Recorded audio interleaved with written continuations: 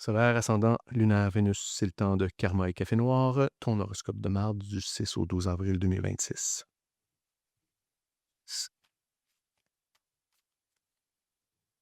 Bon, les vierges, prenez une grande respiration, arrêtez de faire les to-do list là, dans votre tête, puis écoutez-moi 2 minutes. On est dans la semaine du 6 au 12 avril. La pleine lune du 2 avril a sûrement mis le doigt sur vos insécurités puis vos besoins maladifs, que tout soit parfait. Mais scoop, c'est jamais parfait. Plus vous essayez de micromanager votre vie, plus vous vous rendez fou vous-même. Puis plus vous gossez le monde autour de vous. OK? On va commencer par les énergies générales. Une carte pour 3 trucs. Fait que astrologiquement, il y a un gros chiffre le 9 avril, Mars débarque en bélier. Pour vous, une vierge, un signe de terre, l'énergie de feu du bélier, c'est comme une claque en arrière de la tête. Ça vient créer le chaos, de l'imprévu, des affaires que vous ne pouvez pas contrôler. Vous capotez bien raide si vous essayez de vous accrocher à votre petite routine plate.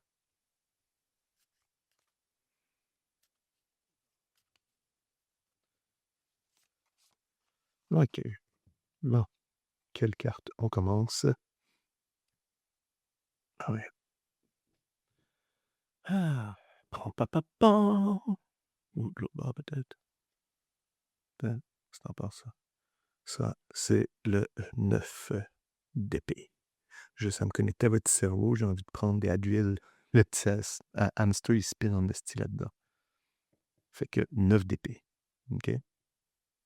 C'est pas mêlant. Le 9 d'épée, la carte de l'anxiété. Des insomnies, puis des angoisses de nuit. Regardez la personne, là. On voit pas de personne là-dessus, là, mais sur le classique, là, c'est quelqu'un qui broille dans son lit. Puis vous autres, vous êtes en train de faire des scénarios catastrophes sur des affaires qui sont même pas encore arrivées. Fait que Mars vient vous brasser. Au lieu de faire des ulcères d'estomac, levez-vous, puis affrontez les problèmes au lieu d'y penser pendant 14 heures d'affilée. Lâchez prise, tabarnak. OK? C'est vierge à merde. Vie professionnelle et matérielle à la job. Vous avez un coup de pouce, Vénus est en taureau. Un autre signe de terre, ça, c'est votre zone de confort.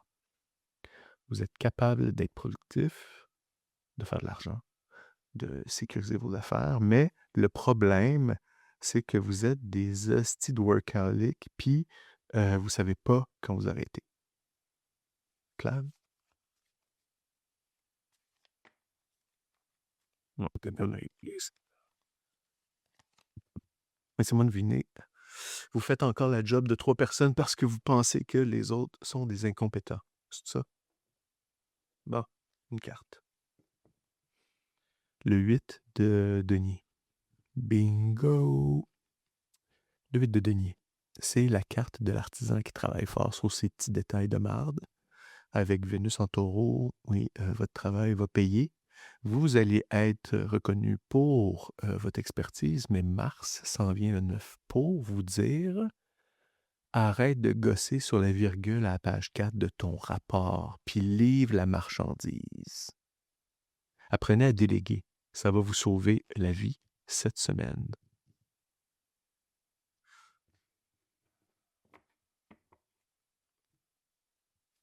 Côté cœur, sentimental, amoureux. Ça peut mal, Vénus est en taureau. Vénus en taureau veut de la stabilité, mais vous êtes tellement critique, c'est simple. Personne n'est jamais assez bon pour vous. Vous scannez les gens pour trouver leurs défauts, comme un robot de sécurité à l'aéroport. Si vous êtes en couple, arrêtez de chialer après votre partenaire parce que pour des affaires qui n'ont pas rapport, si vous êtes célibataire, descendez vos standards d'un cran. OK?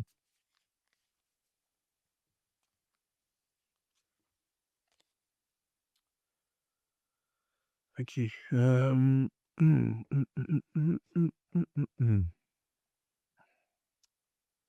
Le 4 de coupe.